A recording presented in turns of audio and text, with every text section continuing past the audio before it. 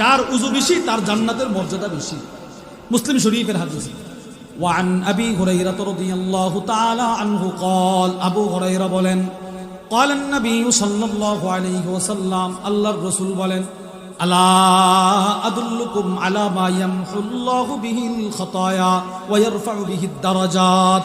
আল্লাহর রাসূল বলেন, ও সাহাবারা, আমি কি তোমাদেরকে বলে দিব এমন একটা আমলের কথা যে আমল তোমাদের জান্নাতের মর্যাদা বাড়ায়া দিবে, তোমাদের গুনাহ মিটায়া দিবে, জান্নাতের মর্যাদা বাড়ায়া দিবে। সব সাহাবারা বলে, জি বলেন ইয়া রাসূলুল্লাহ। রাসূল বলেন, ইসবাগুল ওযু আলাল মাকারি, কষ্ট হওয়া সত্ত্বেও প্রচন্ড শীতের রাত্রিতে যারা ফজরের সময় উযুটা করে, এই উযু তার গুনাহকে ক্ষমা করে, জান্নাতে মর্যাদা বাড়ায়া দেয়, কষ্ট হওয়া সত্ত্বেও।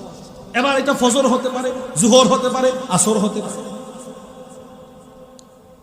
3, যার জিন্দেগীর উযুর পানি